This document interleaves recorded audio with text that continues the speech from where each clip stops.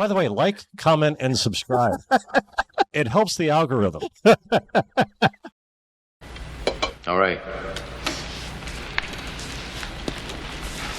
People who really want to have a good time won't come to a slaughterhouse.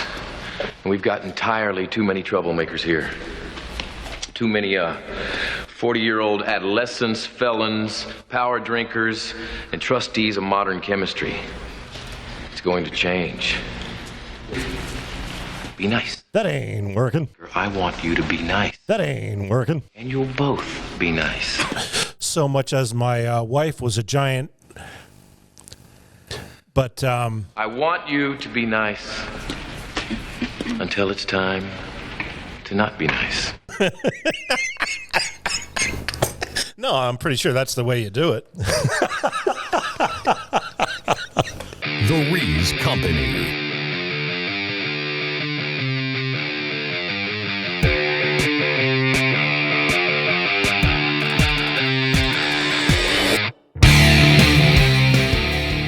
Episode 3 of Get Back, Peter Jackson's new documentary, where he took footage that was originally shot for the project that became Let It Be, and I guess he restored it tremendously, made it look like it was shot yesterday, and used more of it to give a fuller story, a fuller scope of the Beatles as they recorded what became Let It Be.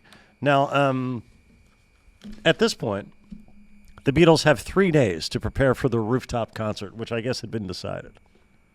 Yeah, I guess the end of part 2, they actually hadn't unveiled that yet, but you see them explaining the idea to Paul off mic, and Paul being excited about it. And then at the beginning, they say, yeah, that's what we're doing, rooftop concert. Yeah, so that's what they're going to do. They're going to go up on the roof because it has better acoustics than their studio. And they're going to do a live performance, a free concert for the folks of that neighborhood, yeah? I don't think better acoustics was the reasoning behind this. That wasn't the reasoning, but Right. it's definitely a fact. Yeah, right? Yeah. Because like half the songs on that album, I did not know this, but apparently were recorded on the roof. I always just assumed that those were studio tracks, and what we saw on the rooftop footage was something else that had been dubbed with the studio. I made the opposite mistake. I assumed all the songs were recorded on the roof. Well, they may have been, but as we'll talk about, I think that was their intention, though, was to record that whole album that afternoon on the roof. I don't know. Maybe I'm wrong. You want to just run through it, day one? Yeah, go ahead, man. Ringo comes in. You have a whole table full of notes. Oh, well, and I'm sitting here with a beer. These are for. I mean, you go. You take the lead on this. None of this has anything to do with the Beatles. Oh. The Beatles is right here. So Ringo comes in on day one, and he plays Octopus's Garden. Yeah. And only George is there at the time. George immediately leans right into it, like picks up his guitar, like, "Yeah, man, let's do it." Starts working on a chord progression. Yeah. That becomes the song. Yeah. So I had no idea that George was so hands-on with turning that into a song, apart from the kind of goofy rubbish that Ringo was banging out. Yeah, Ringo really had the bare bones of a song Right. when he came in. Yeah. Right. So then John comes in and says, "Oh, what am I playing, Richie?" And Richie says, "Get on the drums or something." And John sits behind the kit and starts banging out a drum part for Octopus's Garden. Then Paul and Linda arrive, but they're not alone. Yes.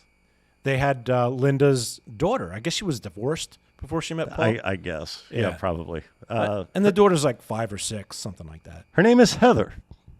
She really announces herself, does she not? Yeah. How would you describe her behavior? I don't know. I don't know where you're going with this. Not at all intrusive? Liberty taking? No. Really?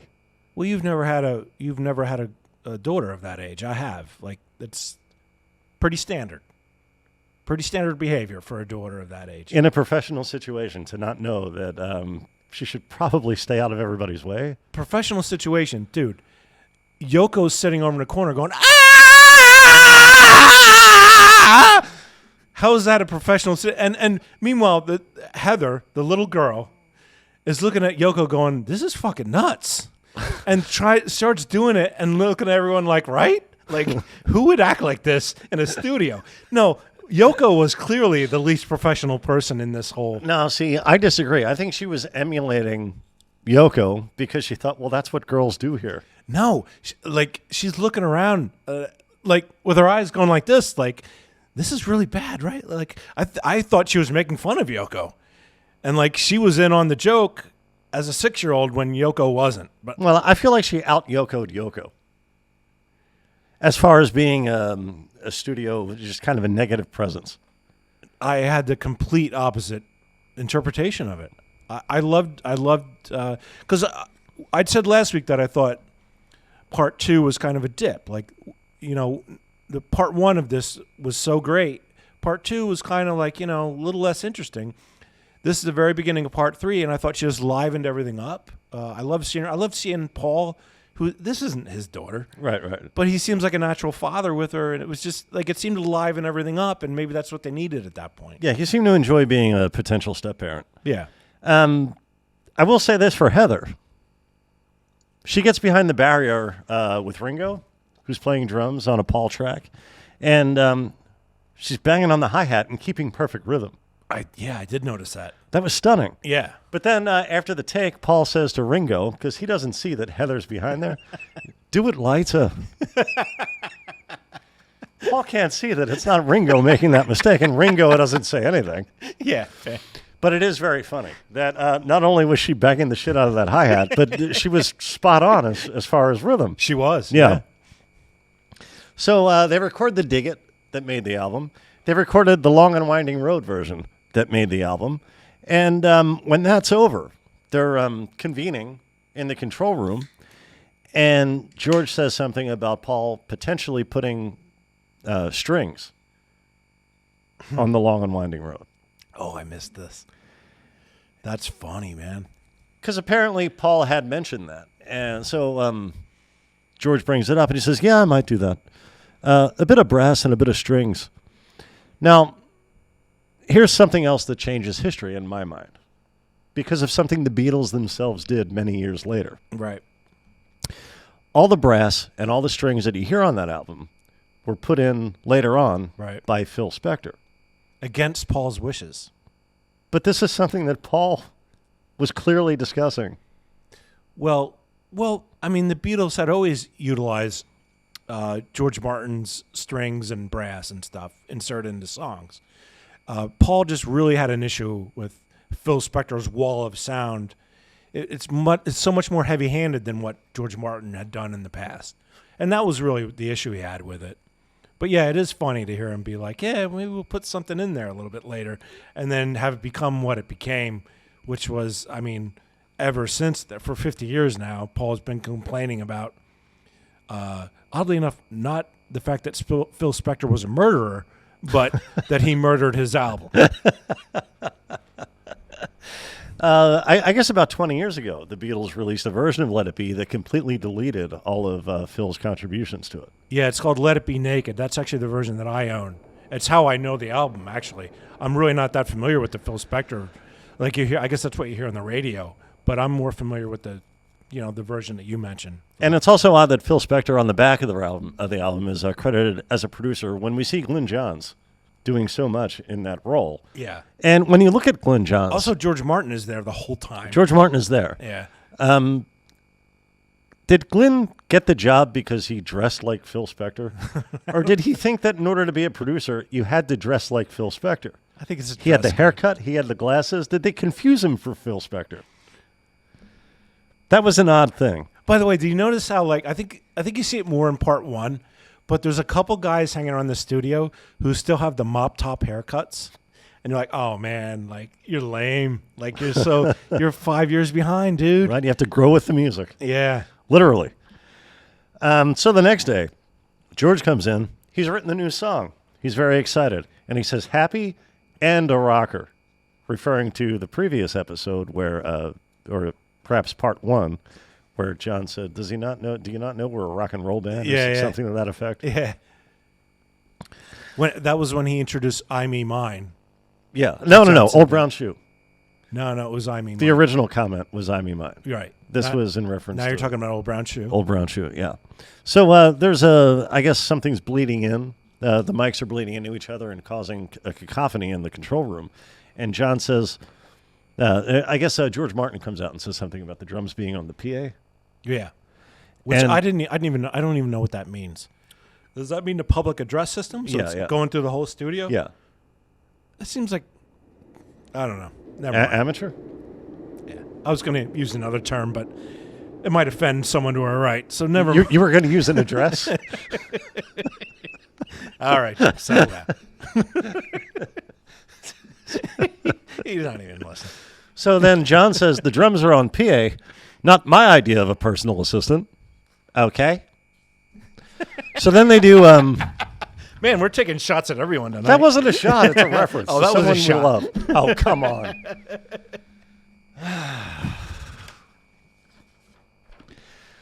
So then they do "Oh Darling," Okay. which isn't released until Abbey Road. But Yoko receives the news that her divorce has come through, Oh, yeah. and everyone's very excited. They recorded the version of "Get Back" that makes the LP, but now projected bad weather, delays the rooftop concert. So there are a couple more days thrown in here than I originally think it was just expected. one day that they moved it. Yeah. Okay. And I just want to mention that they put writing on the screen that tells you this is the version that appears on the LP. So when you're hearing the actual version that you know from the album, it lets you know in the documentary, which I thought was really cool. Like, I like that they did that. That is because now I'm able to see those songs. You know what I mean? Yeah, I always imagined them differently. right. I basically imagined the cover of the album, like every song being the cover of the album. But now I can picture them because I've seen them actually record these songs. Yeah, And that's something, whoever thought we'd have that ability? yeah, that's fantastic. It's stunning. Now, day 3, John says, I'm trying to get us to do one of George's songs. Now, is this the day before the concert? What's day 3? I'm not sure. No. This is 2 days before 2 the days. concert at this point. Okay. So George starts working through Something, Oh, yeah. which is one of the greatest songs ever. Right. And as Paul will tell you, until the day he died, Frank Sinatra would say, Something is my favorite Lennon and McCartney song. Yeah. Yeah, what do you think Frank was? Do you think Frank just didn't know? Or was he like, I don't care? It seems more in his personality was just like, no, this is actually, somebody told him, no, this is actually a George Harrison song. He'd be like, I'm not changing what I said. That's possible. Probably both, yeah. So Paul mentions that he has a meeting. Now, that has never, I didn't pick up on any detail that might have indicated what that meeting was. They make some jokes that imply it. Maybe he's meeting to have gay sex with another man. But I don't believe that was, I believe they were just joking around. Yeah, I don't think that was the case. But they definitely make some jokes to that effect. Right, well, it's all the same. Yeah. John and Yoko have met with Alan Klein, Yeah. the prospective new manager of the Beatles. Wait, I don't mean to interrupt you, but You're not Were you- participating. were you done talking about something? And that's all I have is that we heard. Okay, so I need to point out that the name of this song, when George first plays it, is "Here You Go Now, Mr. Show." That's the name of the song, not something. Mr. Show. His lyrics were abysmal. Like, if he had stuck with that theme, whatever he was going on, it would have been a terrible song. Do you recall that, his original lyrics? I do Well, now, something- and I assumed what Here he we was go singing, now, Mr. Show. Here we go, you missed the show or something No, like that. it was Mr. Show. Mr. Show. At least that's what was subtitled at the bottom. Okay. And then he's just struggling through this, and he goes, "I don't know, Paul. What do you think?" And Paul's just like sitting there strumming on a bass, and he goes, "I don't know, something." And that was it. Paul's just I don't know, something, and that stuck in George's head is something. You may have to go back and look at it again if you didn't pick up I'll on have that. Man. to. It's fascinating. I didn't pick up on that. Yeah. Okay. But that was a complete accident. And that the original lyric, he did not have these beautiful love lyric lines that the song became when he initially wrote that.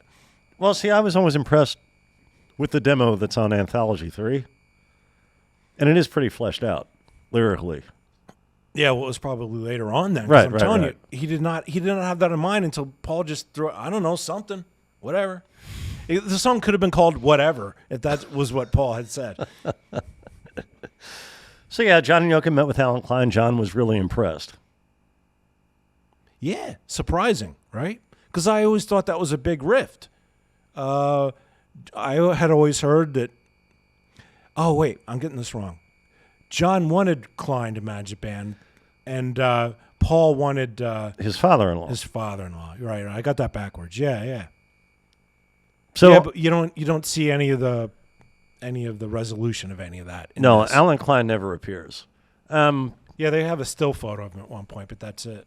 I wonder if Paul's meeting was with his father-in-law. Yeah, it could be. Wait, you think he was taking it in a can from his father-in-law? Oh, jeez. Come on. So the final version of Don't Let Me Down is laid down at last. They can stop rehearsing that one. And the day ends with the Beatles having their first full meeting with Alan Klein. The whole band has a meeting with him, and he doesn't appear in the film, as we said. Day 4. Now it's the day before the concert. Day before the concert, and not much goes on. But John does talk about Alan Klein. He's talking about him to Glenn Johns. Mm-hmm. And he calls Alan a con man who's on our side for a change. Yeah. Now, Michael And Lindsay Hogg. many people say, like, in the documentary, they're all like, "Oh, he's a, I guess, kind of a con man genius. Like, he tells you exactly what you want to hear, and if you start fading away, then he'll switch tunes and start telling you something different. Yeah. Until you're on his side. So. Yeah, I think it was Glenn who pointed that out. But he did manage the Rolling Stones already at this point, right? Like, he Yeah, wasn't yeah. he wasn't a con man like Magic Alex, who we talked about last episode. Right, no, he was actually somebody who was able to produce some level of result. Right. The Stones did have to sue him in the 70s for unpaid royalties or something like that, and it didn't turn out well. So Michael Lindsay Hogg, the guy who's shooting this footage for his documentary that became Let It Be, he says, a lot of good stuff we shot for the documentary, but there's no story yet. What story do you need? It's the Beatles making an album. You've spent a month with the Beatles. Yeah, that should be the story. Yes, that's all you need. And now a host for this evening, the Rolling Stones. Sadly, that only appeared in part 2. I wish John had kept that going through the whole thing because we all enjoyed it so much. George doesn't want to go on the roof and perform. Right. Someone else joins them in studio. No, don't worry about it, Jim. Sorry. There's another guest in studio. Billy Preston? I don't know who's. Well, no, Billy Preston's in the band at this point. Yeah, he's there the whole time. Yeah. Right. No, Mike McCartney, Paul's brother. Paul's brother. Right. Do you know this about Mike McCartney? He's Paul's brother? Yes, I did know that. Not only that, at the time that this is shot, he was the last one in the studio who had the latest UK #1. Really? Yes. I had no idea about any of this. He was in a comedy/poetry group called The Scaffold. Oh, God. Comedy/poetry. That sounds terrible. And they recorded a novelty single in 1968 called Lily the Pink. And it was the Christmas #1 of that year. You know what? Who's that other guy who did a lot of those? Oh, Dickie Goodman. You know what? Let's talk about Dickie Goodman for a while. No, I'm joking. That was... See, Chris. Come on. It's an inside joke. Nobody... See, it would have just been glossed over, except now you're stopping No, and doing because that. it would appear as though I was complicit, and now you're attacking people. I'm I not was a- never attacking I'm people. not attacking anyone. It was just okay. a freaking joke. All right. No one's attacking anyone on that show.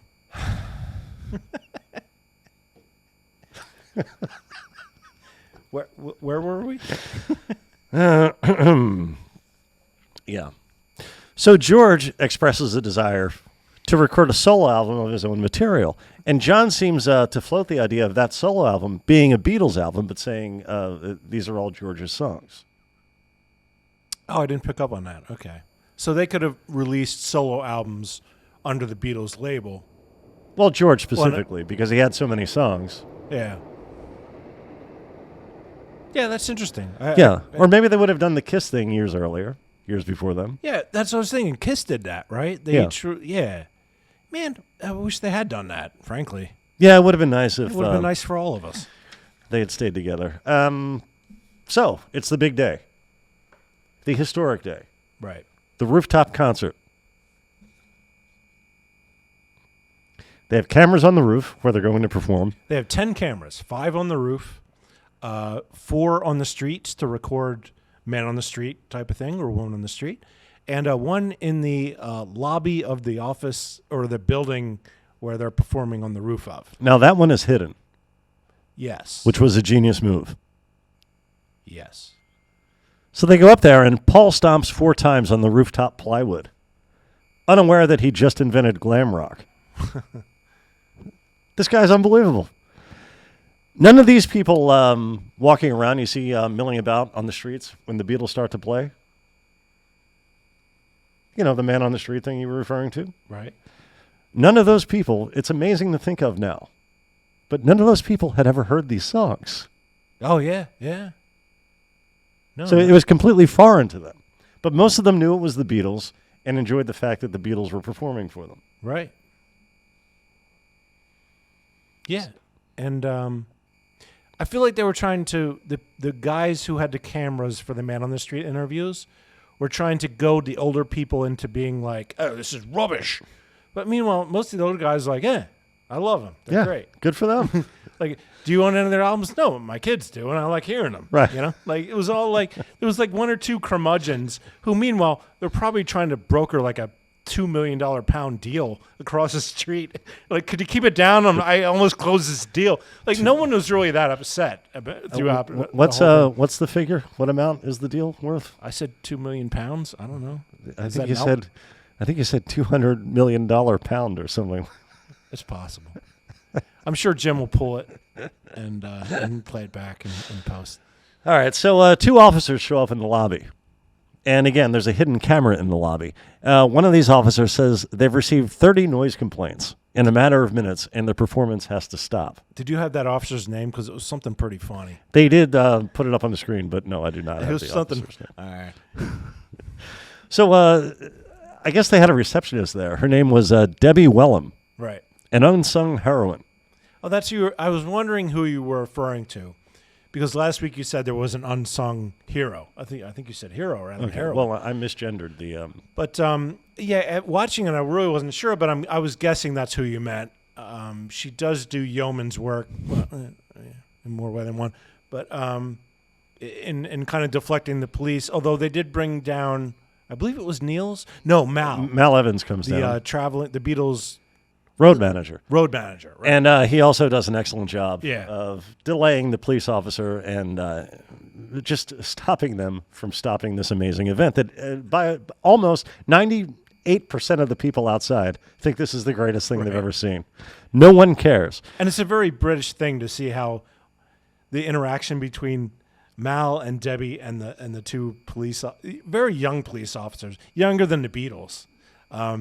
It's very British how they're all so polite. I mean, it's like, well, at some point, this all needs to stop. And well, yeah, but yeah, it's all very, very given the current climate of police relations in this country, it's very quaint to see how all that goes down. Now, you did mention Mal Evans turns up, and the officer repeats his complaint. Mal agrees to go up and turn the PA off as the police kindly wait in the lobby. Now, meanwhile, this is all still going on and nothing's being done. The Beatles are playing their little hearts out. So one of the cops says, take us to the roof, please. So as they launch into Don't Let Me Down, thankfully for the last time. Right, but as we said, I think this is one of the ones where the scroll goes across the screen. This is the version that appeared on the album. Right. So, and I think there was 4.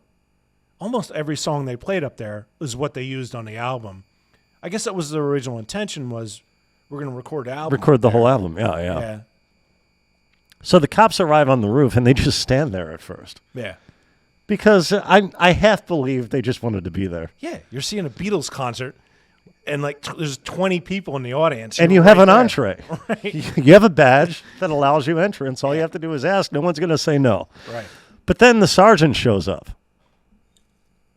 And he says to Debbie Wellham, do you mind if I go in? And she says, don't go upstairs. It's overweight. Yeah. Which is kind of calling him fat.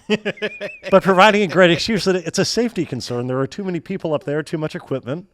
And you'll cause a bigger problem than these noise concerns you seem to have. Right. So they do get back. I think they did that 3 times on the roof. And she tells him, just go up to the 4th floor. It's like, the level below. He's like, all right. Like, you imagine a police sergeant just being like, yeah, all right, well, we'll see how it goes. Like, there's so little, like, animosity Right. from the police directed. Like, they're just, all right, we gotta respond to a noise complaint. They're really not looking to shut this down, but I guess they feel like they kind of, eventually they kind of have to, or I don't know. Or at least show that they're doing something. Yeah. So Mal, they start Get Back. Mal turns off George's amp. And after a few angry words from George just turns it right back on. Yeah. And continues playing. Now, do you think George was pissed that of all the amps he could have turned off, why mine? Sure. Like, I'm the guy who's, like, I feel like, because that was a theme through this whole thing, is how George, he quit the band at the end of part 1. So he's clearly feeling like he's being, what's the term? Targeted. Especially if you're far away from a musical performance, the only things you can hear are the rhythm section. I'm sorry. Yeah. So to turn off the lead guitar isn't really, who doesn't even play through the whole song. Yeah. It's not going to do much. It's just a kind of a show of strength, I guess. Yeah, but also I would say his was the amp closest to, if you were walking out onto the roof, his was the closest amp. That'd be the so one. maybe that was the simple explanation, but I don't think George took it that way at all.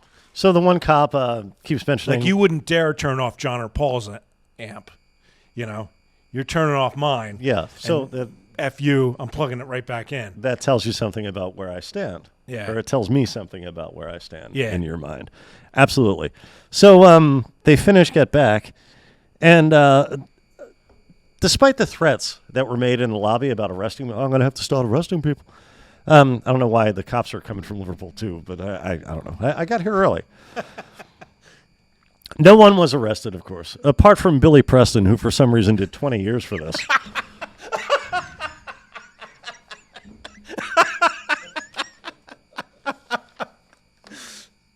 And that's about where things end. Yeah. Now, there was an article when this first debuted, this documentary, I believe in The Independent, and the headline was something to the effect of, "We all owe Yoko an apology." No, we don't all owe Yoko an apology, because only the people that were complaining about her for the last 50 years owe her an apology. I never had a problem with her, and a lot of people didn't. So, But she's long been a very detested figure in music history. well, because people didn't like her music. But there's one thing to not like her music. No, people blamed her for breaking up the Beatles. Well, I'm saying that's two different things. Like, I never blamed her, but I also hate her. I was making fun of it earlier in the show. Right. I Well, it's despise barely her music. I don't think most people make fun of her music, but that's because they don't like her personally, because they see her as the woman who broke up the Beatles. No, people That's don't- been the narrative for half a century. No, her music is terrible, objectively terrible. I don't think that's what it is, Chris. I don't think that's why people have such hatred toward the woman. I think you can separate the two and say, whatever. I guess it doesn't really matter.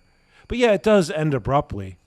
And they really don't even say that, like, that album. Well, no, they do say. Actually, there's an epilogue to that, Steve, which is that they go in the next day and finish the album. They record all the songs that they could not record. And they were going to record more on the roof. The police shut them down. I don't know if they were going to record all of them. They may not have been ready. But the next day, they finished the album. That album was done the day after that concert. And for some reason, they didn't release it. They came back weeks later, right after Ringo finished his whatever nonsense he was doing. The Magic Christian. He was making a horrible motion picture. That's why they had. That's why they had such a small time frame to make this album. Yeah, but as soon as he was done, weeks later, they went and recorded Abbey Road. I think the reason that came out first is because the documentary Let It Be was delayed. Oh, that makes sense. Okay. It took longer to edit than it took to make Abbey Road. Yeah, but they don't explain any of that. It's just they show them the next day recording the rest of the songs, and then that's it. And you don't get that part of it. But it was interesting to me that it was only weeks later that they recorded Abbey Road. I mean, but you saw most of the songs from Abbey Road. You saw them being developed in this documentary. Right. Yeah, a lot of them existed longer than we thought. Yeah. Well, so is that it, man? We it's been 4 weeks of us talking about the Beatles. Yeah, is that it now? I don't know if that's it, Chris. Anything you'd like to add? I mean, no, but Well, I'm always up for talking about the Beatles. yeah, we both are. We both love them. But you said when we started this, you'd watched all 3 parts straight through. Right. That you were sad when it ended. Yeah, because we'll never have anything like this again. Yeah, I'm sad now that we're done talking about it. I don't have anything else to say. Well, we can always talk about the Beatles, Chris. I don't know how new and relevant to the changing of history will be.